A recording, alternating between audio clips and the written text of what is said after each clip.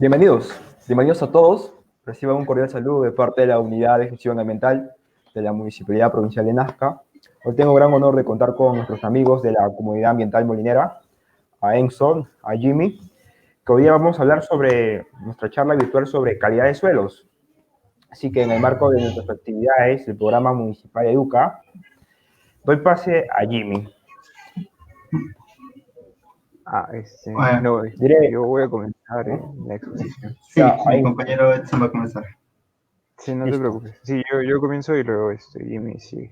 Ya bueno, vamos a comenzar hablando sobre la calidad del suelo. En este caso, bueno, tenemos un temario un poco extenso, que en realidad son puntos que se desarrollan muchas veces de una manera muy extensa para poder entenderla pues, a cabalidad.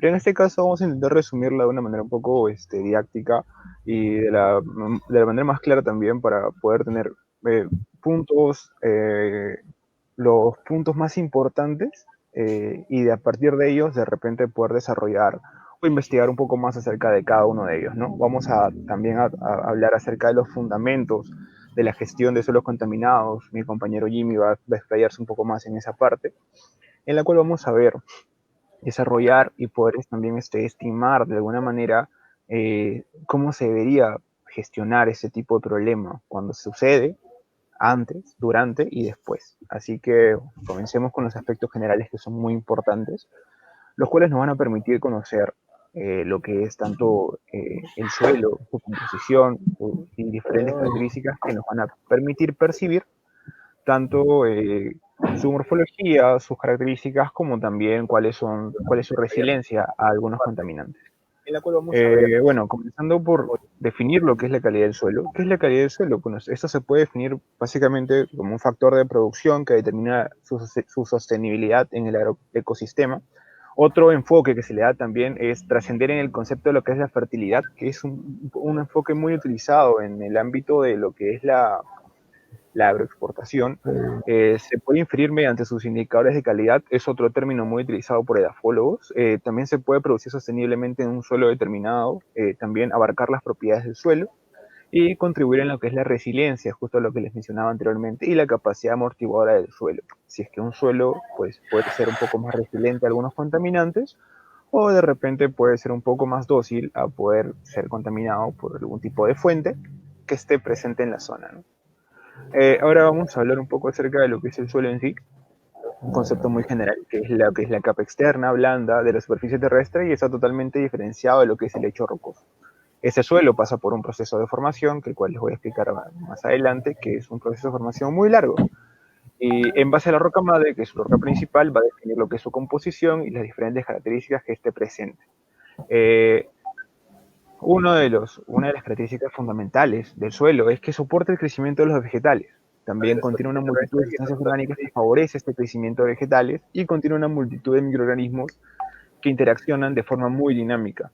Todo este conjunto que sucede en el suelo favorece lo que es el crecimiento de los vegetales y favorece también lo que es qué tan productivo desde un enfoque agrícola podría resultar ser un suelo, que también se va a ver más adelante. Aquí, como se puede observar, más o menos un poco lo que se da, lo que podemos observar desde un perfil transversal que se le puede hacer al suelo. En este caso, se puede observar un poco la composición. En la figura encima del número 4 podemos ver como las raíces o algunos microorganismos cómo interactúan. Y en el caso pues, de la imagen de la derecha podemos observar ya todo un ecosistema, ¿no? Que involucra el suelo también y en base a su composición o en base bueno, a lo que podemos observar en la superficie, pues encontrar debajo en el suelo más o menos la extensión de cada uno de sus raíces o diferentes componentes de cada uno de estos vegetales, ¿no? En el caso de la formación del suelo, pues como pueden observar, es un proceso un poco extenso y muy, muy duradero. O sea, es un largo tiempo que sucede desde que la roca madre, por diferentes procesos, en este caso estamos tomando dos, que es la meteorización o erosión, que puede ser física, química o biológica, como pueden observar, la física mediante cambios térmicos, mediante el agua, mediante el hielo, crecimiento de cristales, etcétera, porque hay muchos más. La erosión química, como por hidratación, disolución, oxidación, entre otros. Y la biológica, que básicamente se resume en la actividad de las bacterias y que genera la putrefacción.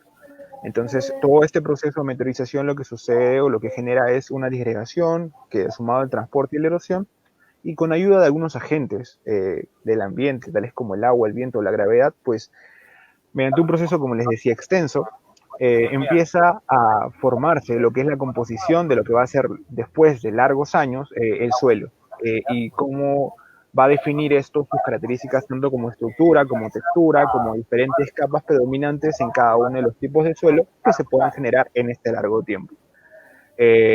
Como sabemos, va a depender mucho de la roca madre, por lo que el tipo de roca del que vaya a originarse ese suelo también va a definir el tipo de suelo que vayamos a encontrar después de todo este largo proceso, ¿no?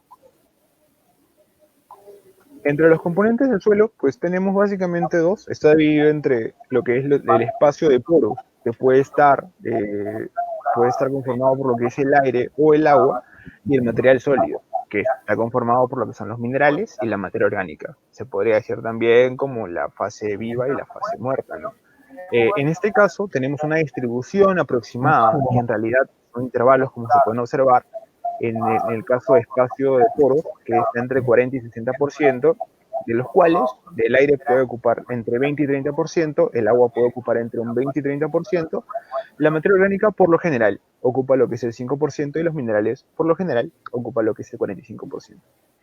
Esta composición de 20 y 30% o esta variación se puede expresar en diferentes alternativas o diferentes combinaciones. Podemos encontrar, por ejemplo, lo que es una composición de aire del 20%, por lo tanto lo del agua sería en 30%. Por ende, también podemos encontrar lo que es el aire al 30% o el agua al 30%. Entonces, esto nos brinda una serie de combinaciones que también van a definir algunas de las características principales del suelo. Luego tenemos algo muy importante que debemos tomar en cuenta, que son las clases texturales. Las clases texturales están basadas en lo que son tres componentes. Y esos tres componentes, o el porcentaje con el que el suelo conste de esos tres componentes, va a poder definir lo que es la textura del suelo. En este caso podemos presenciar lo que es un triángulo muy famoso en el campo de la edafología, muy utilizado también por edafólogos para poder determinar lo que es la textura de una manera más precisa. Bueno, igual es muy recomendable llegar o hacer unos estudios un poco más profundos para poder llegar a una textura un poco más específica, pero es una herramienta de apoyo que es muy utilizada y actualmente se sigue utilizando, la cual, bueno, como les mencionaba, está formada por arcilla, limo y arena, y en base a las proporciones con las que vaya a componerse nuestro suelo, se puede definir lo que es la textura.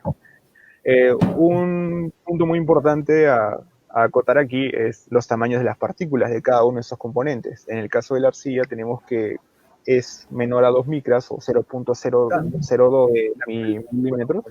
En el caso de la arena es entre 0.05 y 2 milímetros, y en el caso del limo, que es entre 0.002 y 0.05. Por favor. Bueno, este tema de los horizontes del suelo pues, es un tema, es un tópico que también es importante a tomar, porque no todos los suelos van a tener esta composición. O sea, esta es una distribución de horizontes de alguna manera ideal, pero no necesariamente está en todos los suelos. Por lo general, de acuerdo a cada una de las zonas o ecosistemas que tengamos presentes, en el que vayamos de repente desde un enfoque ambiental a monitorear, nos vamos a encontrar con diferentes alternativas. O sea, no solo nos vamos a encontrar con un OAEBSR, generalmente vamos a encontrar diferentes tipos de horizontes o suelos con simplemente solo 3 horizontes, 2 horizontes o 4 horizontes. Eso va a depender mucho de la predominancia de los componentes que vayan a formar ese suelo.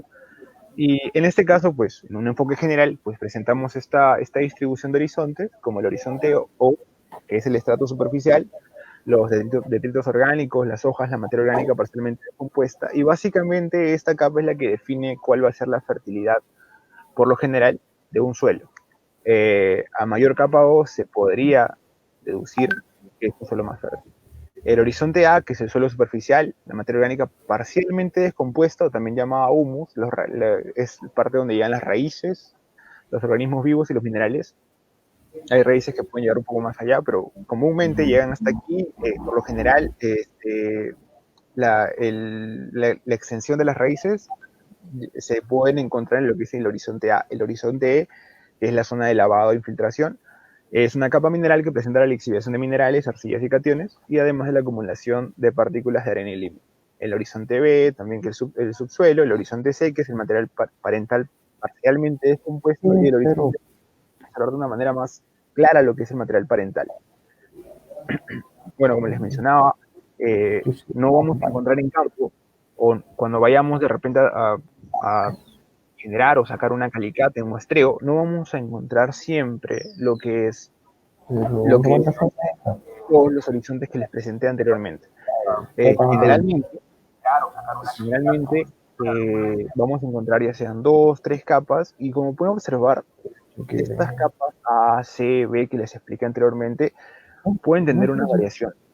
Como se puede observar, en algunas capas tienen unos subíndices que van a señalar alguna predominancia, alguna característica específica de esa capa. Por ejemplo, la capa H o AP es una característica común que tiene esa capa, aparte de calificarse o categorizarse como una capa A, tiene una condición específica que le permite tener la asignación de una subcategoría AP.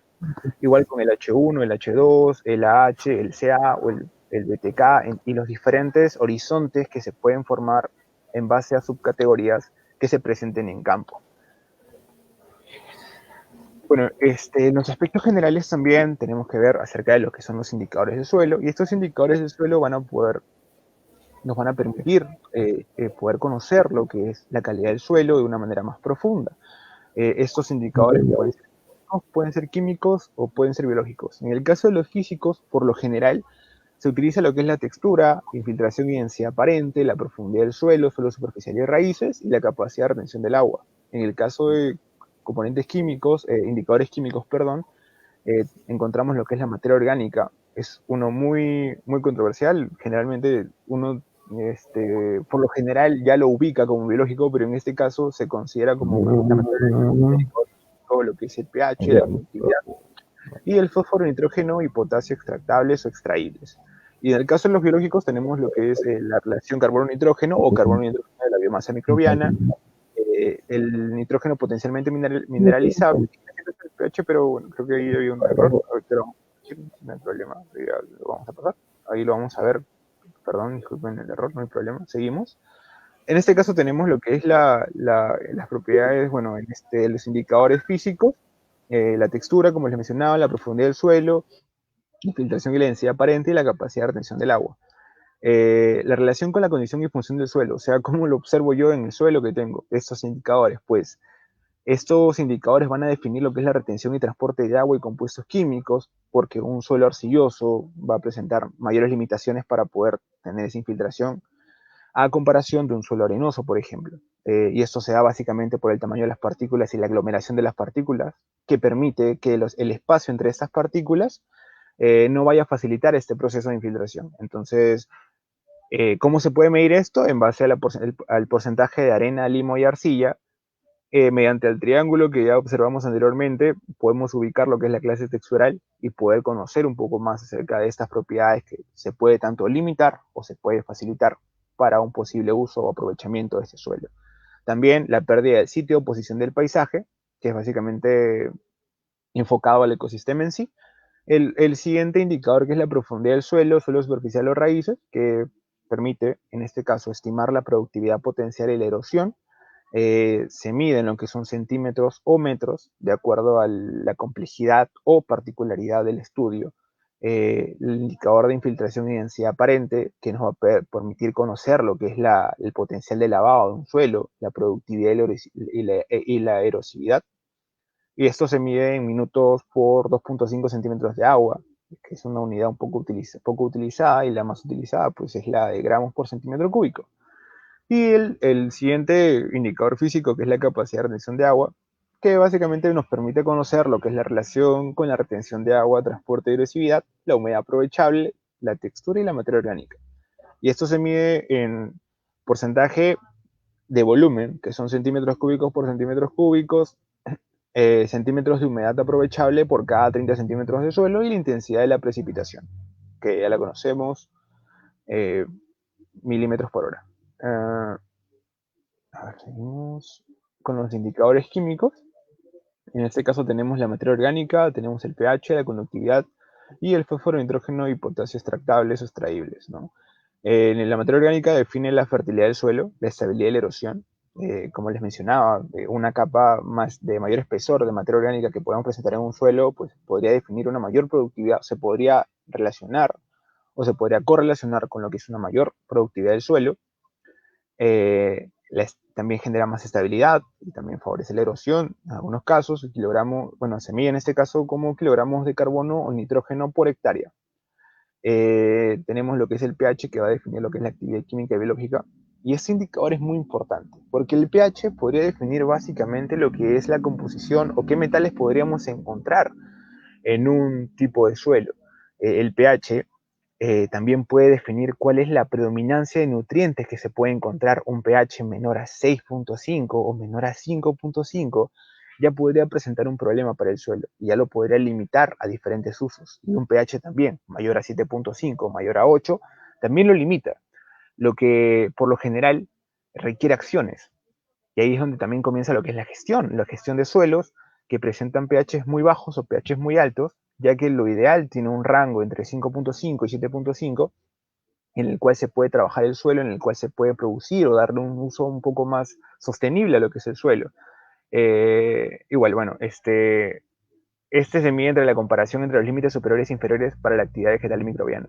Básicamente se mide el pH en el límite superior, en el límite inferior, para poder definir que ese intervalo de pH está dentro del rango y se puede afirmar que sí es productiva, ¿no? Que sí es productivo el suelo, en base a la capa A, que es donde llegan las raíces, más que todo. La conductividad eléctrica, que define la actividad vegetal y microbiana, se miden de Siemens por metro.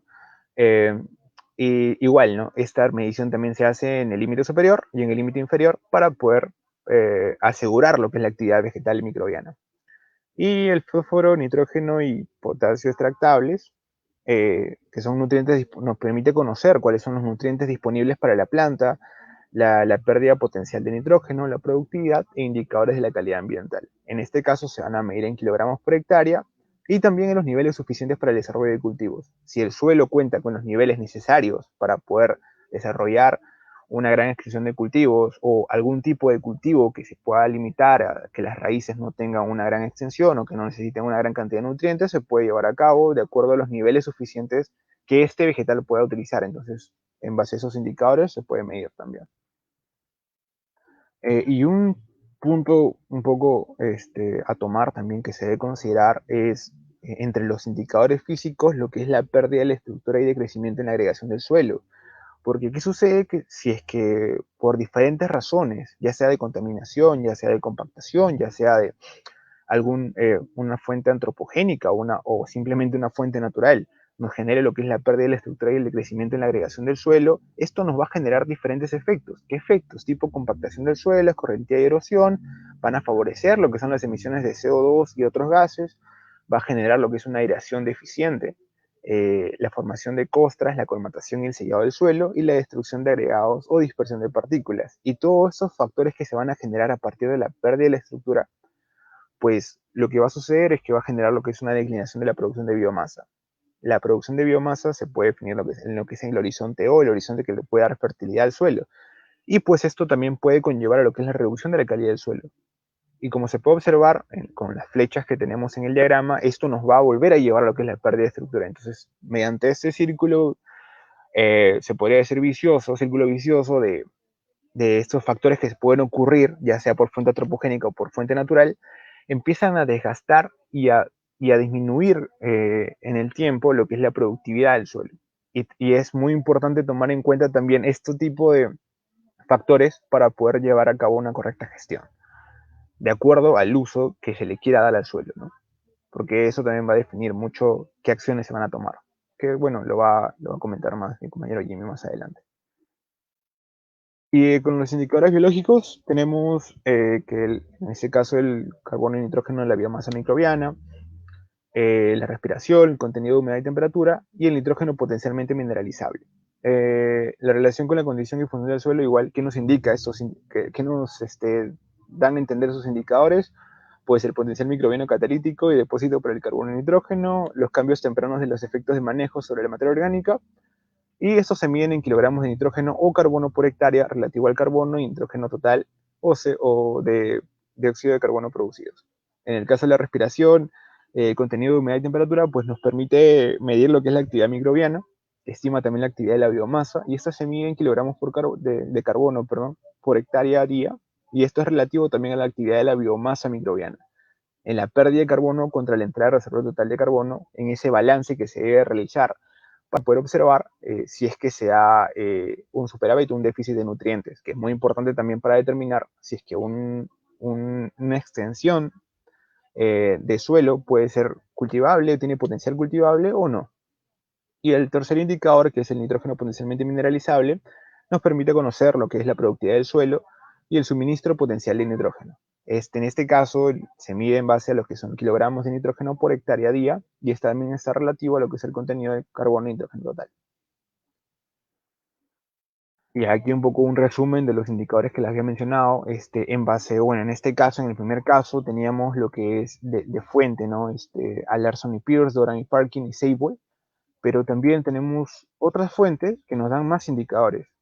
Textura, profundidad, infiltración, son indicadores que ya lo habíamos observado anteriormente. En este caso ya teníamos esos indicadores en cuenta, y aquí nos agregan dos indicadores más,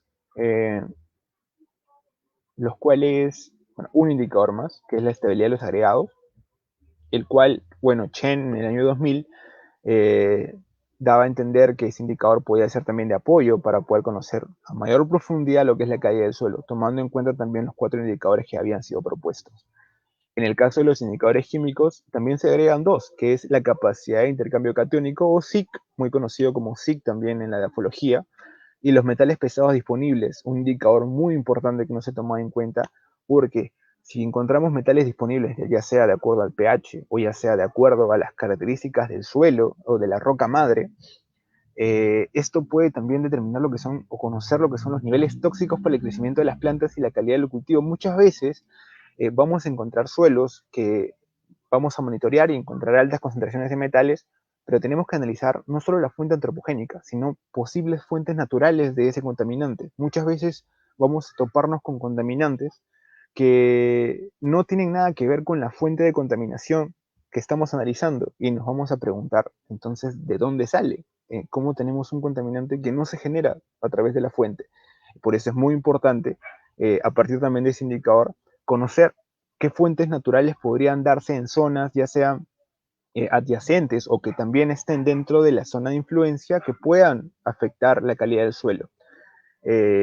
Y bueno, en este caso se miden concentraciones máximas en agua de riego, que es otro punto muy importante, lo que es el agua de riego, ya que tiene valores también permisibles, se podría decir, para llevar a cabo esta actividad, que es el riego en sí, ya que también por infiltración o lavado podría aumentar lo que es el SIC también, podría afectar la salinidad. Entonces, esos indicadores o valores a tomar en cuenta son muy importantes en el análisis. Los biológicos, en este caso también se agregaron dos, que es el rendimiento de cultivo y el contenido de lombrices, que van a definir la actividad microbiana y la producción potencial del cultivo, y la disponibilidad de nutrientes, ¿no? En el primer caso se mide como número de lombrices, y en el segundo como kilogramos del producto o del producto agrícola que se ha generado por hectárea, para poder medir lo que es el rendimiento del cultivo. Y aquí es justo lo que les mencionaba, ¿cómo definimos o cómo podemos saber cuál es un pH óptimo para el suelo? ¿Cuál es un pH óptimo que nos podría indicar que la calidad del suelo es buena, que puede ser fértil y que puede ser muy productiva para en este caso el ámbito agrícola? Pues es saber qué elementos son disponibles en qué rangos. Si conocemos qué elementos son disponibles en cada rango de pH, podemos conocer qué nutrientes disponibles tenemos para las plantas o cultivos que vayamos a tener en un área. Por ejemplo, en este caso tenemos que el nitrógeno tiene una mayor cantidad de probabilidades de encontrarse entre pHs de 6.5 y 8.5 aproximadamente, ¿no? También tenemos que el fósforo, el potasio, el azufre, calcio, hierro, manganeso, boro, cobre y zinc, casi todos los elementos, como observamos aquí, tienen una mayor predominancia de encontrarse entre el 6.5 o el 6 incluso, entre el 6 y el 8. Un pH entre 6 y 8 se podría decir que es un pH óptimo para poder cultivar. Pero no nos podemos guiar solo de un indicador. Igual, si bien es importante el pH, también se deben tomar en cuenta otros indicadores, se debe tomar en cuenta tanto los biológicos, los físicos y los químicos de una manera conjunta, para conocer un poco más cuál es la disponibilidad de nutrientes y también conocer un poco más qué tan fértil puede ser una zona, qué tan resiliente puede ser también. Y diferentes indicadores nos van a poder ayudar a conocer un poco más acerca de estas características propias de cada tipo de suelo con los que vayamos a encontrarnos en campo. En este caso, el pH del suelo también nos puede definir qué tipo de suelo nos vamos a encontrar. Es un poco general la descripción, ¿no? Pero si es un pH bajo o menor a 4, se puede calificar como materiales acídicos. Un pH entre 5 y 7, 7 o 7.5 se considera como suelos minerales de regiones húmedas. Entre 7 y 9 son suelos minerales de regiones áridas. Y entre 10 y 12 son suelos fuertemente alcalinos. Por lo general, cuando tenemos un suelo con un pH menor a 5.5 o un suelo con un pH mayor a 8.5, genera un proceso de gestión, ya sea encalado, que es muy utilizado, muy conocido también, o ya sea algún proceso que sea inverso al encalado para poder tratar ya sea suelos muy básicos o suelos muy ácidos y llevarlos a este pH óptimo que les indicaba anteriormente, ¿no? Entre 5.5, 6 o 8, 8.5. Ese intervalo es como que el ideal, al menos desde el indicador o punto de vista del indicador del pH, para poder llevar a cabo o poder tener o obtener un suelo productivo. Y aquí no podemos observar lo que son los daños cuando este rango que les decía como óptimo, pues como se observa también en la gráfica, no se presenta en un suelo. Tenemos deficiencia por empobrecimiento de magnesio, calcio, potasio, que son nutrientes muy importantes para las plantas. Deficiencia por fijación de lo que es el fósforo y el molibdeno. Tenemos, por ejemplo, para un pH ácido o muy común en suelos ácidos, suelos cercanos a relaves mineros, lo que es el exceso de aluminio, exceso de hierro, exceso de manganeso. El aluminio muy presente en lo que es en suelos de selva también, suelos ácidos por lo general, el predominio de hongos y también la mala nitrificación. Y por lo general cuando se excede o cuando se va más allá de este rango o intervalo óptimo, se genera lo que es el empeoramiento de estructura. Entonces, si este pH es generado de forma antropogénica, se debe gestionar. Si es de forma natural y está afectando el ecosistema, también se debe gestionar. Por ello es importante conocer este indicador y también es importante monitorearlo continuamente. Si es, por ejemplo, un pH muy básico, vamos a presentar lo que es el exceso de sodio, el exceso de boro, o también se puede dar lo que es una mala nitrificación, que también va a afectar lo que es el crecimiento de cultivos. Y en el caso de la salinidad, que es otro indicador importante, que se mide en base a la conductividad eléctrica, también nos puede ayudar a determinar qué tan buen rendimiento tiene este suelo para cultivos. Y aquí nos presenta, en este caso, el cuadro CHEM del 2020, un cuadro con intervalos de diferentes tipos o clases de salinidad, en este caso normal o no salino, ligeramente salinos, medianamente salinos, fuertemente salinos y extremadamente salinos, y en base a ello los efectos sobre el desarrollo. En el caso de normal o no salino, pues se da un normal desarrollo de cultivos, ligeramente salinos, se dan cultivos sensibles a sales que son afectados, medianamente salinos de 4 a 8, que es una restricción en la mayoría de cultivos, fuertemente salinos, que son solo los tolerantes crecen y dan rendimientos, y extremadamente salinos, que son muy pocos, y halófitas que crecen bien. Halófitas que también son utilizadas en tratamiento de suelos muy salinos.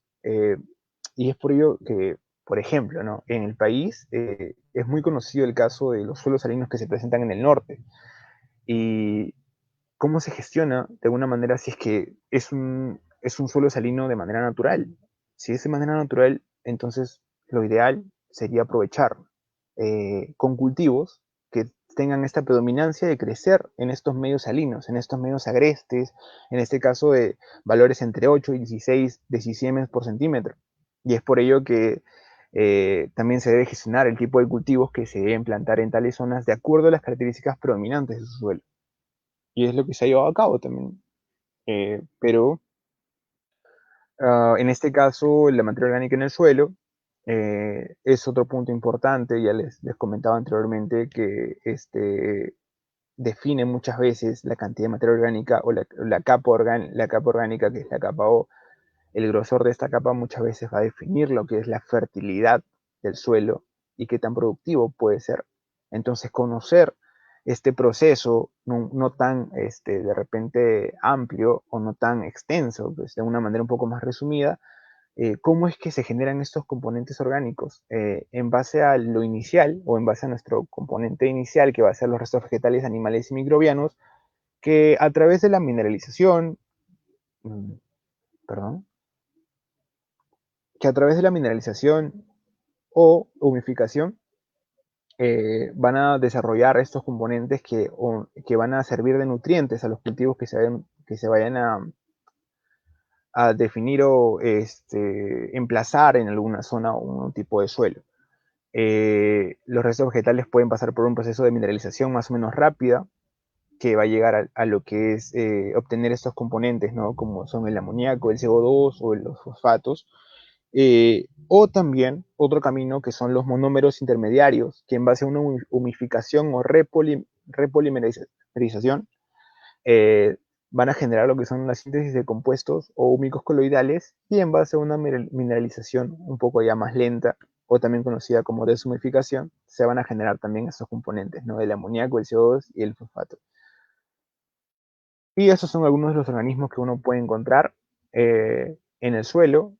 Muchas veces son algunos microorganismos, perdón, algunos organismos propios de algunos tipos de suelo. Hay microorganismos también a una menor escala, ¿no? Microorganismos que también son propios de suelos con algunas características específicas. Y eso también, aparte de conocerlos, también nos presenta un potencial de indicador, porque si conocemos que un suelo con un pH tal definido, con un pH ácido, un pH básico, o de repente un suelo contaminado con algún tipo de fuente, ya sea metales o hidrocarburos, presenta algún organismo vivo, esto puede ser un potencial de indicador. Si podemos de alguna manera extrapolar este organismo hacia diferentes tipos de suelos, que tengamos como una hipótesis inicial de que ese suelo puede estar también contaminado con esa misma fuente y este organismo sigue desarrollándose o llevando su crecimiento habitual, podemos determinar que este contaminante también se encuentra en esta muestra de suelo. O sea, conocer también en qué características estos organismos vivos crecen o se desarrollan, también puede ser un potencial para poder generar o extrapolar algún trabajo de investigación. Así que es muy importante conocerlos, conocer su fase de crecimiento, si es que más que todos los microorganismos, y poder de repente extrapolar algún tipo de uso.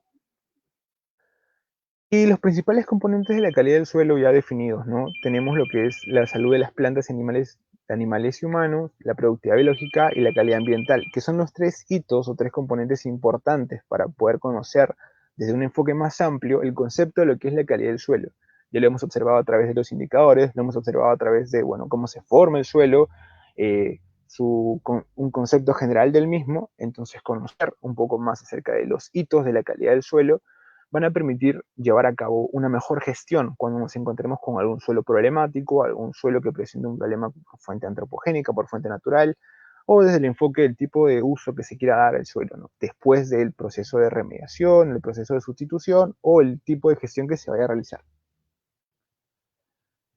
Bueno, con un resumen ya para darle el pase a mi compañero Jimmy, tenemos lo que son los indicadores ambientales de presión de agregados y actividades sectoriales, en este caso indicadores de presiones ambientales, otros que son definidos o divididos por nivel sectorial, nacional e internacional, que son los indicadores de respuesta social, y los que están directamente enfocados a lo que es la calidad ambiental, calidad y cantidad de los recursos naturales, que son los indicadores de condiciones ambientales. En base a estos tres grupos, que son grupos de indicadores ambientales propiamente dichos, tenemos los usos o qué uso se puede dar a todos esos indicadores, que básicamente nos van a permitir lo que es la integración de tópicos ambientales dentro de políticas sectoriales, que es un punto muy importante que se tiene que tomar en cuenta, la evaluación del funcionamiento ambiental, la integración de tópicos ambientales dentro de las políticas económicas, ya que no se puede llevar a cabo una gestión si no hay un presupuesto que fundamente esa gestión. Es por ello que se debe trabajar tanto con políticas económicas como políticas sectoriales. y el reporte del Estado sobre el ambiente, porque si no hay un reporte no se va a conocer si hay un problema. Si no se reconoce un problema no se puede solucionar, si no hay presupuesto tampoco se puede solucionar. Y si no se tiene entre las políticas sectoriales definida qué acciones se van a tomar o cómo se debe reconocer un tipo de suelo problemático, entonces no se vaya a llevar a cabo nada. Y este problema, como uno de los puntos que toqué en nuestras diapos, es de la deficiente estructura, puede generar diferentes hitos que, como un círculo vicioso, puede seguir afectando a largo plazo lo que es un tipo de suelo e incluso perder su productividad sin ya un camino hacia atrás que se pueda solucionar, ¿no? Y tomar pues medidas más drásticas como por ejemplo sustituirlo o básicamente taparlo y dejarlo aislado, para que deje de contaminar a una mayor extensión. Y ese es un diagrama conceptual ya que define lo que es la expansión de la frontera agrícola, en la cual nos define del agroecosistema dos tipos de agricultura, una convencional y una orgánica. En el caso de la convencional, que básicamente está definido por la labranza intensiva, los monocultivos, la irrigación, insumos químicos, manipulación genética, que es básicamente lo predominante en la agricultura actualmente, y otra que es la agricultura orgánica, que bueno, aquí se genera lo que es la acumulación de materia orgánica, la eliminación de lo que son los productos químicos, la integración de cultivos y la rotación, incluyendo leguminosas. Esto tiene pros y tiene contras. Por ejemplo, la agricultura orgánica tiene los pros de que su nivel de contaminación va a ser muchísimo menor a una agricultura convencional que usa pesticidas, que usa agroquímicos, que usa monocultivos que a largo plazo también genera contaminación, la labranza intensiva que de alguna manera pues afecta la estructura del suelo a largo plazo y por diferentes puntos de vista pues tiene más contras que pros, pero el pro más importante que tiene la agricultura convencional es que genera mayores ingresos económicos y es lo más importante para se podría decir, agroexportador, ¿no? Y esto pues va a, de alguna manera en la balanza, llevar a cabo una agricultura convencional de una manera más predominante que una agricultura orgánica. Y a largo plazo pues esto va a generar más problemas en lo que es la contaminación de suelos. Y ya le doy el pase a mi compañero Jimmy. Jimmy, por favor. Sí, sí, muy buenas tardes con todos. Solo ya mi compañero explicó muy bien todo lo que tiene con respecto a calidad de suelo. En realidad, como agrupación, les hemos querido dar un poco más, por eso vamos a hablar brevemente de lo que es la contaminación del suelo, porque también es un tema amplio. Primero, tenemos que definir correctamente qué es la contaminación del suelo. A nivel mundial existen, si ustedes buscan en internet, hay muchas, pero muchas definiciones sobre contaminación del suelo. Acá hemos escogido dos que creemos son las dos principales, la que nos dice la Unión Europea y lo que nos dice el Ministerio de Ambiente de Perú. Entonces, nos dice la Unión Europea que es el ingreso de agentes contaminantes que pueden causar daño por sus altos valores de concentración, que pueden causar pérdida de algunas funciones y propiedades del suelo, ya lo que ha explicado mi compañero, todos los indicadores ambientales que tienen que conocer muy bien, y que también pueden causar afectaciones en la calidad del agua. Siguiente, por favor, Aldir. Aldir, ¿estás ahí? Siguiente.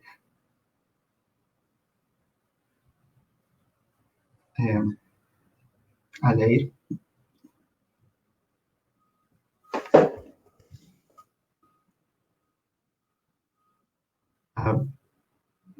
Aldair, ¿estás ahí? ¿Me escuchas? Siguiente.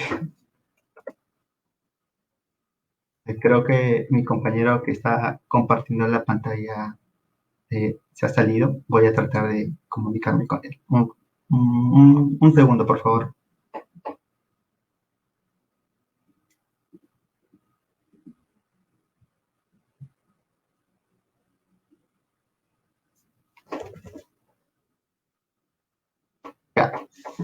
Ya, bueno, retomando la exposición, en la misma definición de contaminación del suelo, también lo toman como dos puntos subsegregados, lo que es la contaminación local o puntual, que es básicamente la contaminación directa que recibe el suelo, por ejemplo, un drenaje o semina, donde se vierte este drenaje directamente en el suelo, ¿no? Aumentando la concentración de metales presentes en él. Siguiente, por favor. También tenemos la contaminación difusa. Ya mis compañeras en exposiciones pasadas hablaron sobre la contaminación atmosférica, ¿no?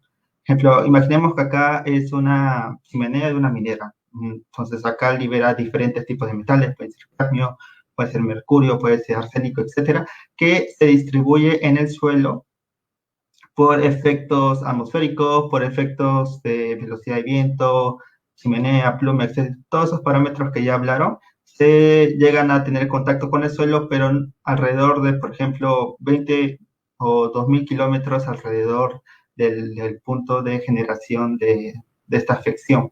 Entonces, llega a muchos más lugares aparte del punto de emisión. Siguiente, por favor. Y ahora, ¿qué nos dice el Ministerio de Medio Ambiente? El Ministerio de Medio Ambiente lo define como generado por actividades antrópicas.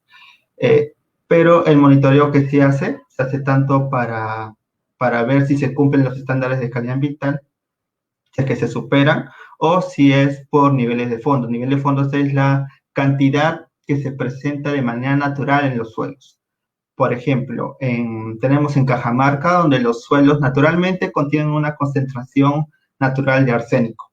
Entonces, si uno va a hacer un monitoreo de suelo en un suelo determinado en Cajamarca, encontramos que los valores de arsénico superan los estándares de calidad ambiental.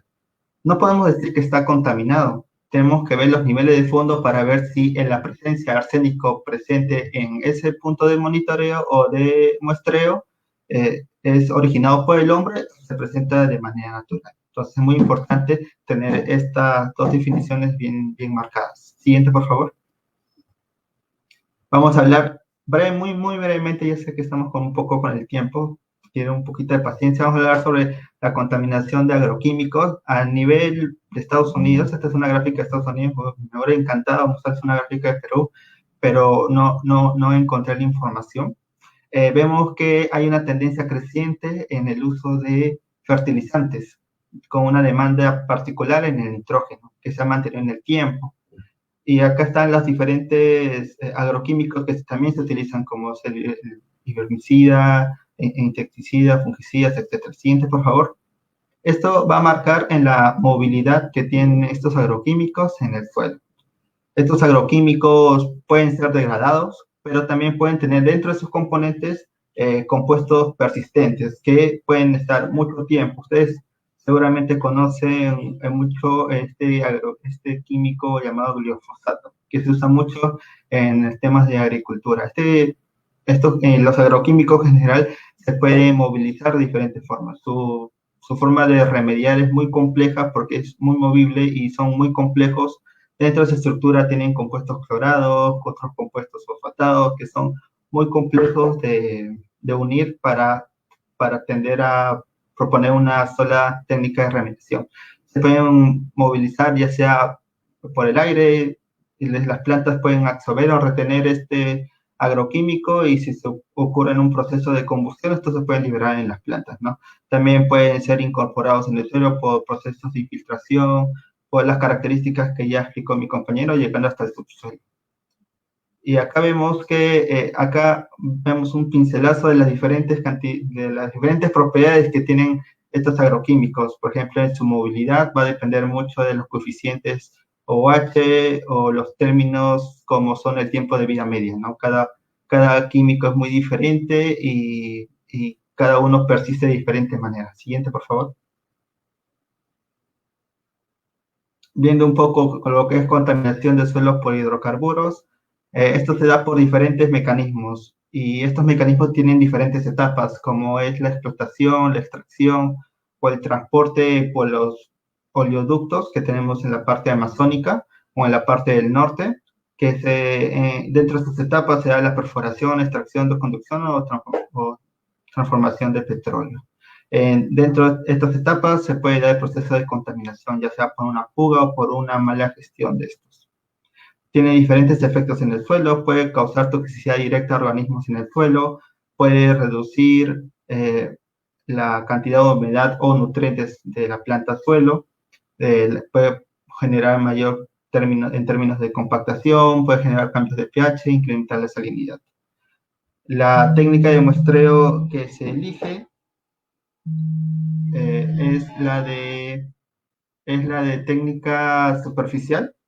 Se usa frascos de vidrio, boca ancha, con tapa y sello de teflón, y una temperatura de 4 grados aproximadamente. El tiempo máximo para que se considere esta muestra es de 14 días. Hay diferentes técnicas de remediación, pero se pueden separar en dos, en técnicas in situ y ex situ. Un segundo, por favor. Ya. Me comentan que el tiempo no es de 40 minutos, así que voy un poco más con calma. Gracias. Ya, como les comentaba, hay técnicas in situ y ex situ. Las técnicas in situ es la que se dan en el mismo lugar en donde se ha ocurrido la contaminación. Y las técnicas in situ es remover todo ese suelo contaminado hacia otro lugar para proceder a la recuperación de estos suelos. Estas técnicas se diferencian en diferentes parámetros, en términos de costos, en términos de eficiencia, en términos de ecología, si son técnicas amigables o no con el medio ambiente. Por ejemplo, la técnica de incineración. La técnica de incineración es básicamente calentar el suelo para que los componentes de hidrocarburos presentes en el suelo lleguen a un punto de volatilización y sean liberados al aire.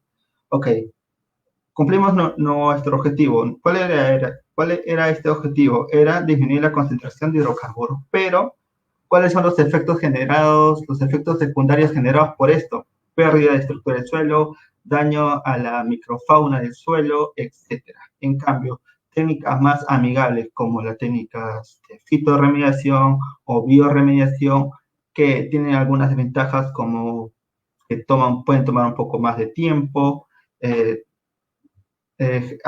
generan lo mismo, pueden disminuir la concentración de hidrocarburos en el suelo, pero mantienen la buena estructura del suelo y aparte es una muy buena opción para mantener o incrementar la microfauna presente en el suelo. Siguiente, por favor.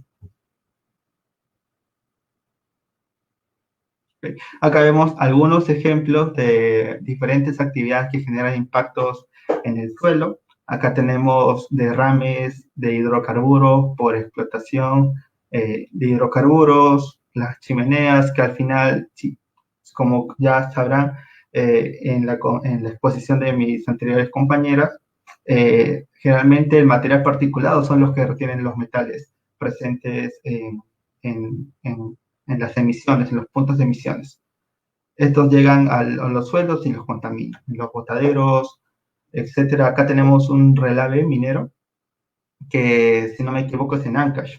Acá en el siguiente punto vamos a ver lo que son contaminación de metales en el suelo. Siguiente, por favor. Y acá vemos la aplicación de estos agroquímicos que hemos hablado. Bueno, acá hemos elegido imágenes bonitas en términos básicos, pero en la realidad ustedes saben que básicamente las personas que se dedican a este rubro son pocas las que usan equipo de protección personal, lo que es muy necesario al momento de hacer estas actividades. Siguiente, por favor. Bueno, como les decía, vamos a hablar un poquito sobre la contaminación del suelo por metales. Estos metales en el suelo pueden estar presentes de manera natural o originados por el hombre de manera antrópica. Su movilidad va a depender mucho de las características físico-químicas que tienen los metales pesados. Vamos a hablar específicamente de metales pesados, como es el plomo, como es el cadmio, como es el selenio, el mercurio, etc. Cada uno de estos metales presentan diferentes propiedades porque son diferentes, tienen diferentes radioiónicos, tienen diferentes propiedades óxido-reducción, etc. Pero en general presentan una movilidad, ya tanto sea por escorrentía, por ejemplo, estamos en la zona de la sierra y llueve, pueden ser movilizadas por la escorrentía del agua, ocasionada por el agua, pueden ser por temas de infiltración, por un tema de lavado, o por el tema del viento, ¿no? Como les decía, con estos temas de emisión. Pueden llegar hasta la capa freática y luego a la agua subterránea, donde se complica mucho más la cosa, ¿no? Porque no es lo mismo hacer una remediación en un punto específico que que en un lugar donde esté en constante movimiento, ¿no? Como vienen a ser las aguas superficiales. Hablando en términos generales, para ver el tema de contaminación del suelo deberíamos estudiar las propiedades físico-químicas y de movilidad del suelo. Por ejemplo, tenemos mercurio. El mercurio movible es el mercurio en su forma más específica en el metilmercurio. Y en su forma inmovible es en el tema del cinabrio, que es sulfuro de mercurio. El mercurio puede estar presente en los suelos o el metal en específico puede estar presente en los suelos de forma inamovible por un largo periodo de tiempo. Pero por acción del hombre o por la naturaleza que indirectamente es producida por el hombre, puede adquirir movilidad. Y esto refleja este diagrama, que es el diagrama de Hertz. Acá lo diferencia en 3 bloques, en suelos secos, suelos húmedos y suelos encharcados, que básicamente es que en la parte de arriba tenemos ambientes más oxidantes y en la parte de abajo tenemos ambientes más reductores. Para ejemplificar esto, hablamos del tema del mercurio. El mercurio en formas oxidantes pueden estar presentes en formas de metilmercurio. Este metilmercurio ya puede ingresar más rápidamente a la cadena trófica, ¿no? Entra a las plantas, entra a los animales y pueden llegar hasta el hombre. En cambio, en condiciones más reductoras, el mercurio puede estar en formas del cinabrio, en sulfuro de mercurio, donde el cinabrio ya es mucho más complicado que ingrese a la cadena trófica. ¿Por qué? Porque sus propiedades hacen que sean inmovibles. Entonces, tenemos que estudiar muy bien lo que es la geoquímica del suelo para ver si el metal de estudio presenta un riesgo para la población o no. Siguiente, por favor. Acá vemos los efectos que generan los metales en el suelo. No basta con solo la presencia del metal en el suelo, también debemos considerar la concentración de este metal en el suelo. Por ejemplo, en esta imagen de acá, tenemos cultivos de espinaca. Por ejemplo, en esta parte, en la imagen de arriba a la izquierda, tenemos plantas donde se han sembrado en suelos con una concentración de cobre de 50 a 100 miligramos por kilogramo. Vemos que esta concentración no ha causado daño alguno en las plantas, pero a medida que aumentamos la concentración, por ejemplo, en la siguiente imagen, tenemos de 400 a 600 miligramos de cobre por kilogramo. Vemos que en la planta ya se genera un poco de clorosis, que es porque el cobre está reemplazando a las sales esenciales que necesita la planta para su crecimiento, ¿no? Esto disminuye esta coloración verduzca que tiene la hoja, y ese es un efecto, y también la necrosis, que también es otro efecto del reemplazo de estas sales esenciales que hacen que las hojas de las plantas comiencen a morir. Como le dije, cada metal tiene sus propiedades únicas, algunas pueden tener algunas semejantes, pero siguen siendo únicas. Los efectos que tienen los diferentes metales en las plantas son muy diversos. Hay que considerar mucho eso al momento de evaluar la situación. Siguiente, por favor. Y dentro de las técnicas de remediación de suelos, pues tenemos que considerar estas técnicas, principalmente hay demasiadas otras, y igual que los hidrocarburos y los agroquímicos, tenemos que separarlos por términos de costo, por términos de eficiencia, por términos de amabilidad con el medio ambiente. Tenemos técnicas de insolación, inmovilización, toxicidad, movilización de la reducción, separación física, extracción, etc. Vamos a hablar un poquito más relacionado a las técnicas de fitorremediación. Siguiente, por favor. Y esto es porque como agrupación queremos inculcarles a elegir técnicas que estén más de acuerdo al medio ambiente, ¿no? Que no cause efectos secundarios dentro del proceso de recuperación del suelo. Acá tenemos algunas plantas que se pueden utilizar porque son hiperacumuladoras. Eso quiere decir que Dentro de estos mecanismos que tiene la planta pueden retener, pueden inmovilizar el metal de interés dentro de esa estructura para que ya no se, como sabemos, a diferencia de los hidrocarburos y otros compuestos orgánicos, los metales no se pueden degradar. Entonces, la planta dentro de esos mecanismos tiene que retenerlos, tiene que inmovilizarlos. Y hay algunas plantas que tienen las propiedades necesarias para reducir para inmovilizar ese metal dentro de su estructura. Y hay algunas otras que son multi-hiperacumuladoras, o sea, pueden acumular diferentes metales dentro de su estructura, como es la pistia. Pero generalmente una planta tiende a hiperacumular más un metal que otro, ¿no? Siguiente, por favor. Y acá hay otro ejemplo de hiperacumuladoras. Siguiente, por favor. Y es muy importante también saber el grado de... ¿Puedes retroceder uno, por favor? Se me saltó un dato. Ok, gracias. Acá se me olvidó mencionar, disculpen, el término de concentración del metal que puede absorber o puede fitorremediar la planta. Es muy importante, por ejemplo, ¿qué es lo más básico que se necesita para un proceso de fitorremediación? Que la planta crezca. Si tú vas a un suelo contaminado con alta concentración de cadmio, por ejemplo, y planta fitorremediadora, tienes que darle las condiciones necesarias para que esa planta crezca, porque la planta no solo necesita, no va a actuar por su cuenta para hacer un proceso de extracción del metal. Necesitas darle las condiciones necesarias, tener el suelo un pH adecuado, tiene que tener los nutrientes adecuados, etcétera. Y si la concentración es muy alta en el suelo, probablemente no sea una muy buena opción. Generalmente la fitorremediación funciona en concentraciones no muy altas. Claro, hay excepciones como esta es acá, en la que puede sobrevivir entre 10.000 a 15.000 miligramos kilogramos, pero tenemos que ver dentro del estudio qué condiciones se le ha dado a la planta, ¿no? Porque ya vamos a ver luego en la gestión de remediación cuáles son los diferentes parámetros que debemos considerar al momento de escoger una técnica u otra. Siguiente, por favor. Bueno, también queríamos darle un poquito del concepto de remediación de suelos contaminados. ¿Cuál es la gestión? ¿Cuáles son los criterios que se deben escoger para esta remediación? Y para llegar a este punto tenemos que haber pasado por, ya lo comentado por mis compañeros, que son los términos de calidad ambiental. Tenemos que saber las características ecológicas y socioeconómicas de la zona.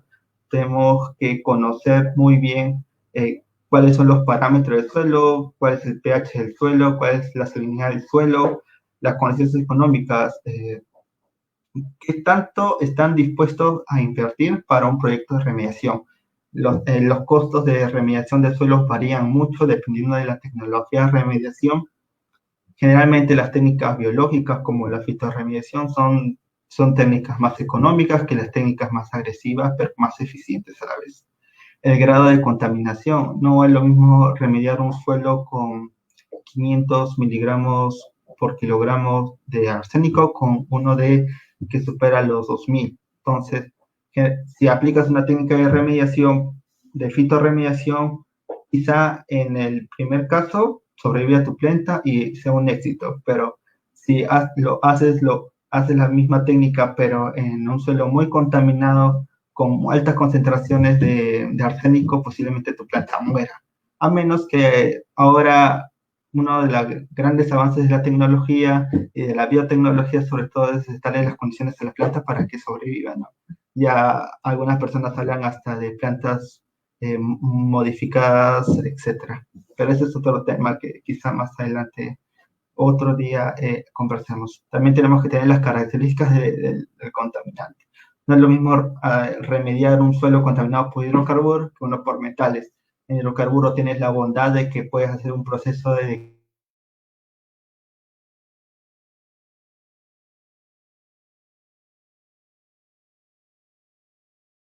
debemos ver el términos de costo-beneficio, ¿no?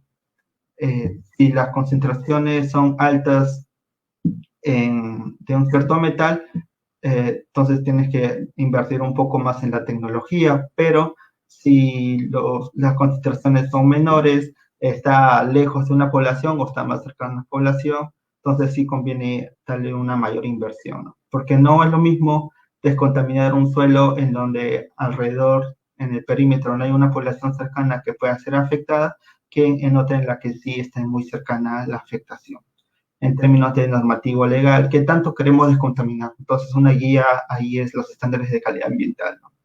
Y luego de analizar todos estos parámetros, ver si realmente es necesario invertir para remediar estos suelos contaminados. Siguiente, por favor. Ya, bueno, estos son algunos parámetros que se tienen que considerar.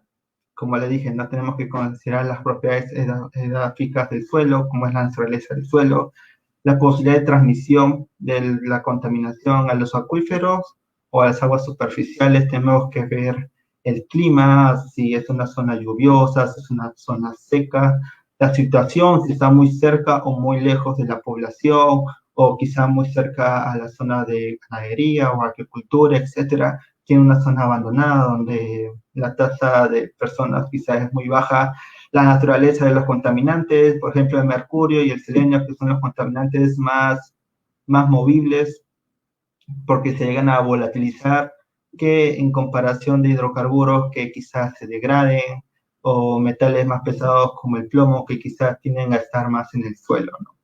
La distribución de contaminantes, como le dije, ¿no? El mercurio y el selenio son los metales, uno de los metales un poco de los más tóxicos porque su dinámica en el medio ambiente es muy compleja. Ver también la matriz de riesgo, ¿no? Ver la gravedad de consecuencias que puede ocurrir en el proceso de contaminación del suelo y la probabilidad de que ocurra algo, ¿no? O sea, la probabilidad de que una persona se intoxique por este metal, que se dañe o llegue a la cadena trófica. Siguiente, por favor.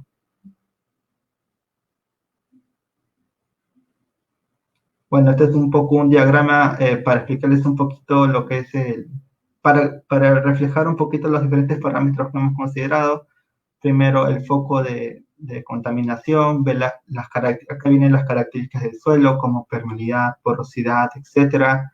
Ver si hay manera de que llegue a la capa freática, al agua subterránea. En este caso hay una roca fracturada, lo que permite justamente que los agentes contaminantes lleguen a esta agua y que se desplacen, ¿no? Y esto hace complejo la remediación. Generalmente en estos casos los costos de remediar algo suben mucho. Siguiente, por favor. Y para terminar ya con la exposición, acá hemos puesto un poco la evaluación que se hace en Estados Unidos. El Profondo es un fondo de Estados Unidos para técnicas, para hacer procesos de remediación. Acá evalúan varios factores, pero en resumen tenemos que evaluar el sitio de evaluación, hacen un inventario del sitio, hacen pruebas preliminares, o sea, estudian las propiedades del suelo, estudian la cercanía a la población, si está en una lista de prioridad nacional, o sea, por ejemplo, no es lo mismo remediar un suelo ubicado en un área natural protegida que en un lugar abandonado donde no tiene mayor importancia biológica o de servicios ecológicos. Se hacen los estudios de viabilidad, qué técnicas de remediación pueden servir, si tienen que estar de acuerdo al paisaje, si no, se recolectan firmas, se habla tanto con los sectores de la población, es todo un conjunto, toda una gestión integral porque participan personas del gobierno, personas de la población, empresas privadas, científicos, etcétera. Y eso sería bonito que en Perú también ocurriera eso, ¿no? Que haya una integración, una gestión integral con todos los agentes que están involucrados al final en este proyecto de remediación. Entonces, eso es un mensaje final de nuestra comunidad, es incentivar a estos diálogos, ¿no? Que no solamente la decisión se tome de parte del gobierno, sino que haya una mesa redonda con la población, con las empresas privadas, con las diferentes entidades que para al final escoger la mejor técnica de remediación de suelos. Luego se hacen los diseños de remediación, se hacen las acciones necesarias y una vez teniendo éxito ya se le elimina de la lista de prioridades, ¿no? Siguiente, y eso sería todo y muchas gracias.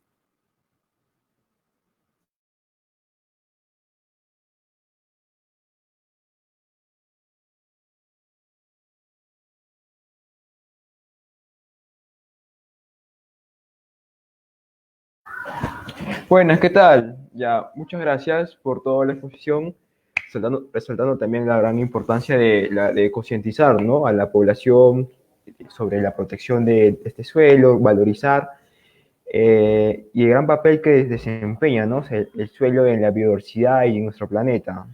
Muchas gracias a Exxon, a Jimmy. Si quieren terminar con una conclusión o algo.